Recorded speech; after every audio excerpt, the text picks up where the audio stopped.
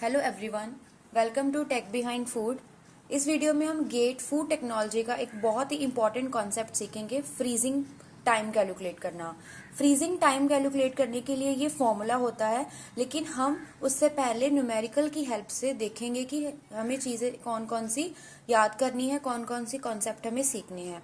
तो सबसे पहले हम क्वेश्चन रीड कर लेते हैं। तो सबसे पहले 10 centimetre thick slab of meat wrapped in a cardboard of 1 mm thickness.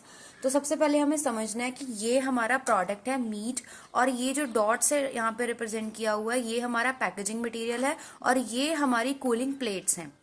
तो इस तरह से हमें ये जो मीट की स्लैब है इसे कूल डाउन करना है। तो ये हमारी कूलिंग प्लेट्स हैं, ये मीट है और ये इसका पैकेजिंग मटेरियल है, और हमें कैलकुलेट करना है कि इसका फ्रीजिंग टाइम क्या है, कितने टाइम में ये हमारा मीट फ्रीज हो जाएगा। उसके लिए हम आगे पढ़ते हैं। तो 1 mm थिकनेस है on either side is to be frozen between refrigerated plates with the temperature at -34। इन दोनों प्लेट्स का टेम्परेचर -34 में दे रखा है, और ये हमारे पास मीट की स्लैब है, और ये पैकेजिंग मटेरियल की थिकनेस 1 mm है। Now surface heat transfer coefficient हमें 600 दे रखा है। थर्मल कंडक्टिविटी ऑफ कार्डबोर्ड दे रखी है, क्योंकि हमने ये कार्डबोर्ड से रैप कर रखा है तो इसकी कंडक्टिविटी कितनी है वो, और उसके बाद thermal conductivity of frozen meat की कितनी है वो।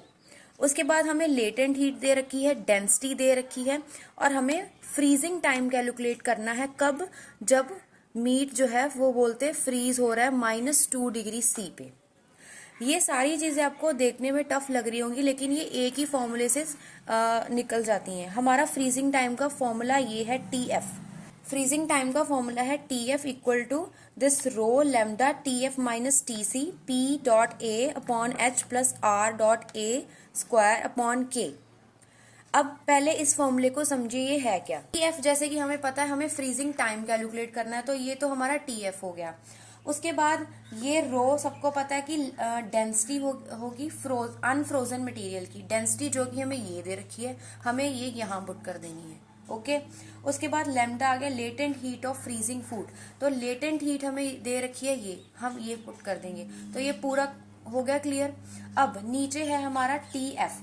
TF क्या है? फ्रीजिंग टेम्परेचर है, मतलब किस टेम्परेचर पे वो फ्रीज हो रहा है, किस पे हो रहा है, -2 डिग्री सी। ये भी हमें दे रखा है, तो हम यहाँ पे -2 डिग्री सी पुट कर देंगे। उसके बाद TC क्या है? टेम्परेचर ऑफ कूलिंग मीडियम, मतलब ये प्लेट्स, ये कितना टेम्परेचर है इनका दे रखा है -34, हमें एज इट इज यहाँ पुट कर देना है।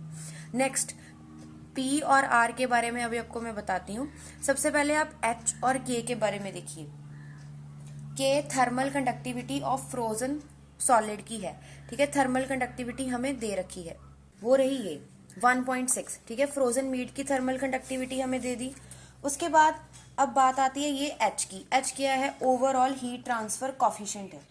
अब इस वैसे तो कई बार क्वेश्चंस में H ऑलरेडी दिया ही होता है, लेकिन कई बार ये नहीं दिया होता H, तो इसको निकालने के लिए हमारे पास ये फॉर्मूला है।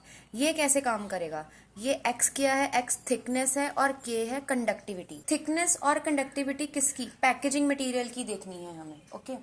तो और ये हमारा कंडक्टिविटी भी उसी की है, तो इससे हम एक ओवरऑल हीट ट्रांसफर कॉफिशिएंट निकाल लेते हैं। आइए वैल्यूज पुट करके देखते हैं। तो सबसे पहले हम डेंसिटी देखेंगे। डेंसिटी हमें जो कि ऑलरेडी दी हुई है, जो जो चीजें हमें गिवन है वो हम यहाँ पे पुट कर रहे हैं। लेमडा हमें 2.56 दे रखा है इंटू 10⁵ अपॉन TF क्या है? -2, और ये हमारा है माइनस का 34 में। और यहाँ पे P और R का कॉन्सेप्ट क्या है, वो डिपेंड करता है कि आपके प्रोडक्ट की शेप कैसी है। P और R डिपेंड करता है प्रोडक्ट की शेप पे। हमारे केस में प्रोडक्ट की जो शेप है वो स्लैब है, एक तरह की स्लैब है, तो हम उसके लिए P यूज करेंगे 1/2 और R यूज करेंगे 1/8। और अदर स्फीयर और सिलेंडर के लिए आपको स्क्रीन पे दिख रहा होगा कि आपको कौन सा कॉफिशिएंट यूज करना है। तो यहाँ पे मैं P के लिए 1/2 यूज कर रही हूँ, और मैं R के लिए 1/8 यूज कर रही हूँ। ओके। उसके बाद यहाँ पे A क्या है? थिकनेस ऑफ इनफाइनाइट स्लैब, तो वो हमारी कितनी है? 0.1। ये इंटू में है, ये भी इंटू 0.1 का स्क्वायर करेंगे यहाँ पे, और हमारे पास के जो भी गिवन है 1.6। नाउ प्रॉब्लम है इस h की, इसको कैसे कैलकुलेट करूं? इसके लिए मुझे थिकनेस पता है, कितनी है थिकनेस? 0.1 mm है, तो मैं उसको सेंटीमीटर में कन्वर्ट करने मीटर में कन्वर्ट करने के लिए इसको 1000 से डिवाइड कर दूंगी और हमारे पास यहाँ पे आ जाएगा 0.06 प्लस h हमें 1/600 दिया हुआ है। तो इसको कैलकुलेट करके हमारे पास आ जाता है 54.55 W/m² डिग्री C।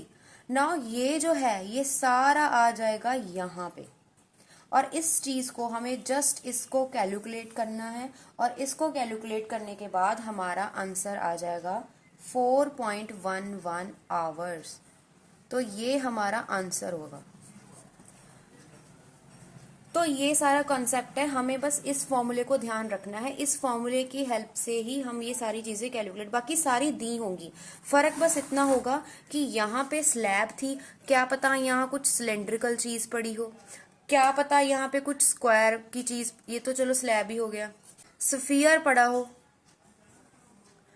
पड़ा हो तो उस अकॉर्डिंग आपको P और R की वैल्यूज चेंज करनी है, बाकी सारी चीजें सेम है।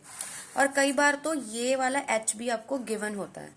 तो ये कॉन्सेप्ट है फ्रीजिंग टाइम कैलकुलेट करने का। होप आपको समझ आया होगा, और अगर आपको समझ आया तो प्लीज इस वीडियो को लाइक करें और अपने फ्रेंड्स तक जरूर शेयर करें। Thank you very much.